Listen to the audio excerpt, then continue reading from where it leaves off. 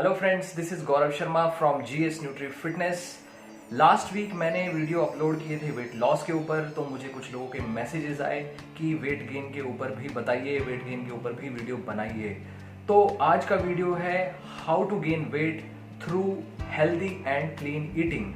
तो वीडियो शुरू करने से पहले अगर आपने मेरा चैनल अभी तक सब्सक्राइब नहीं किया है तो चैनल सब्सक्राइब कीजिए, बेल आइकन दबाइए, नोटिफिकेशंस ऑन कीजिए ताकि आपको मेरे आने वाले वीडियोस की जानकारी मिलती रहे।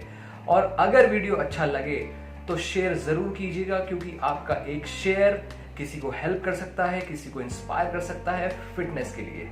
तो चलिए शुरू करते हैं आज का video.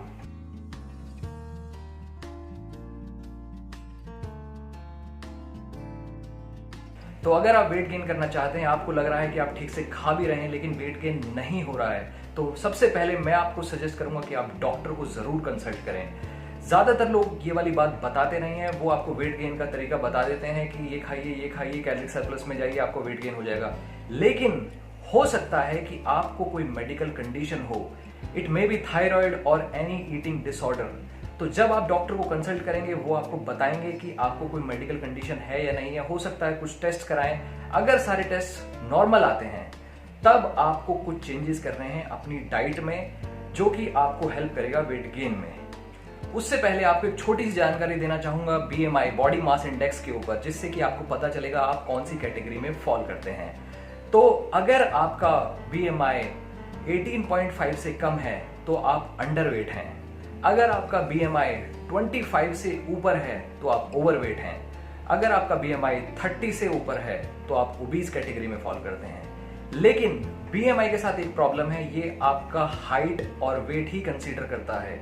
It doesn't consider your muscle mass, your muscle weight. अगर आपका बीएमआई 25 से ऊपर जाता है तो हो सकता है आप ओवरवेट नहीं हो सकता है वो आपका मसल वेट हो, वो आपको देखने से भी पता चल जाएगा। लेकिन हम यहाँ पे बात कर रहे हैं अंडरवेट की, जिनका बीएमआई 18.5 से कम है। अगर आप अंडरवेट हैं तो आपके लिए प्रॉब्लम है। तो दो तरीके हैं वेट गेन करने के, एक डर्टी और एक क्लीन और हेल्दी तरीका। तो आपको चूज करना है कि आप कौन सा तरीका अपनाना चाहते हैं।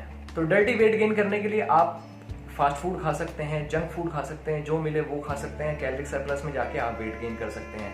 लेकिन उसके साथ साथ आपको होगा फैट गेन और उसके साथ साथ आपको आ सकते हैं हेल्थ इश्यूज। लेकिन मैं यहाँ पे आपको बता रहा हूँ हेल्दी वेट गेन करने का तरीका।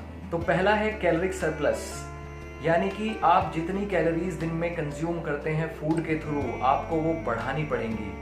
आपको अपना वेट मेंटेन करने के लिए जितनी कैलोरीज पर डे चाहिए, आपको उससे ज्यादा कैलोरीज कंज्यूम करनी है, उससे ज्यादा कैलोरीज खानी है। तो आपको ये कैसे पता चलेगा कि आपको कितनी कैलोरीज खानी है? तो आप इंटरनेट पे कैलोरी कैलकुलेटर में जाके अपनी कैलोरीज कैलकुलेट कर सकते हैं। आपको अपनी एज, जेंडर, हाइट, वेट और एक्टिविटी लेवल उसमें डालना है। आपको पता चल जाएगा कि आपको सेम वेट मेंटेन करने के लिए कितनी कैलोरीज चाहिए। उसके बाद आपको ये देखना है कि आपको कितनी कैलोरीज और चाहिए वेट बढ़ाने के लिए। मैं आपको रिकमेंड करूंगा कि आप 300 से 500 कैलोरीज डेली बढ़ाइए। जब आप डेली 300 से 500 कैलोरीज बढ़ाएंगे तो धीरे धीरे आपको वेट गेन होना शुरू होगा।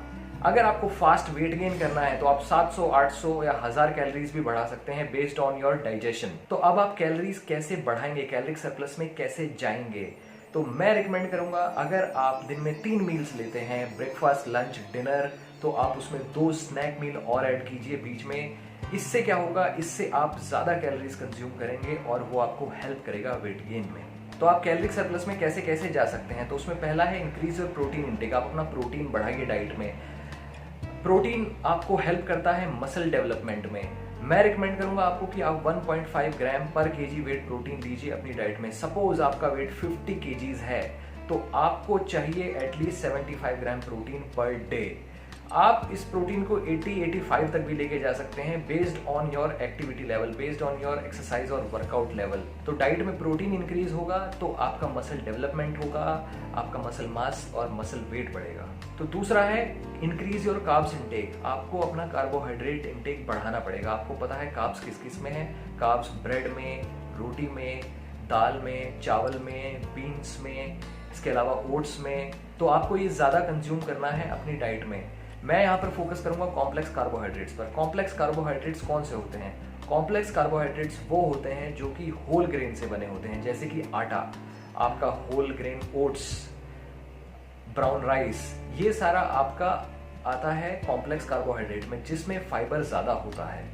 आप मैदा अवॉइड कीजिए, maida is not good for health, वो कॉम्प्लेक्स कार्बोहाइड्रेट नहीं है। तो कार्ब्स बढ़ाने के लिए आप क्या कर सकते हैं? तो सपोज कीजिए जैसे आप 2 रोटी खाते हैं, आप उसको 3 कर सकते हैं, साथ में चावल ऐड कर सकते हैं, तो आपका कार्बोहाइड्रेट इंटेक बढ़ेगा, आपकी ओवरऑल कैलोरीज बढ़ेंगी और आपको हेल्प होगी वेट गेन में। तो इसमें तीसरा है इंक्रीज योर फैट इंटेक। अब आप बोलेंगे यार कैसा बंदा है, अभी तो बात कर रहा था हेल्दी तरीके से वेट गेन करने की, अब डाइट में फैट भी चाहिए।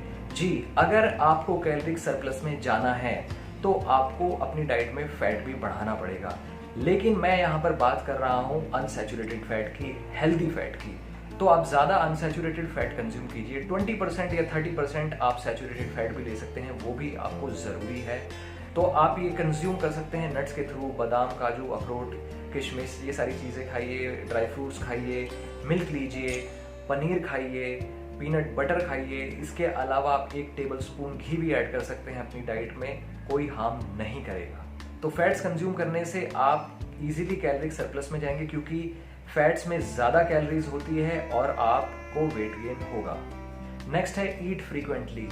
आपको फ्रीक्वेंटली खाना पड़ेगा। अगर आप सिर्फ 3 मील्स लेते हैं दिन में, तो वो आपको इंक्रीज करनी पड़ेंगी, अभी आप कैलोरिक सरप्लस में जा सकते हैं, क्योंकि आप एक साथ ज़्यादा कैलोरीज कंज्यूम नहीं कर सकते हैं और ना ही आप ओवर ईटिंग कर सकते हैं, क्योंकि हमारा मेन टारगेट है कैलोरीज बढ़ाना, हर दिन की कैलोरीज बढ़ाना, और वही आपको हेल्प करेगा वेट इंक्रीज करने में। नेक्स्ट है एक्सरसाइज।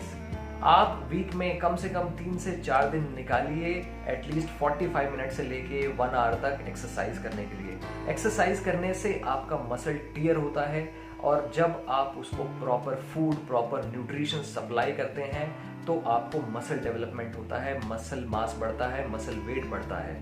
लेकिन आपको एक बात का ध्यान जरूर रखना है कि इसमें रेस्ट भी उतना ही इम्पोर्टेंट है। जितना आप रेस्ट देंगे मसल को ट्रेन करने के बाद, वो उतना ही ग्रो करेगा। सपोज आपने एक बॉडी पार्ट आज ट्रेन किया है, तो उसको एटलीस्ट 48 आवर्स का टाइम दीजिए हील होने के लिए, डेवलप होने के लिए, ग्रो होने के लिए। नेक्स्ट है ड्रिंक अप योर कैलोरीज।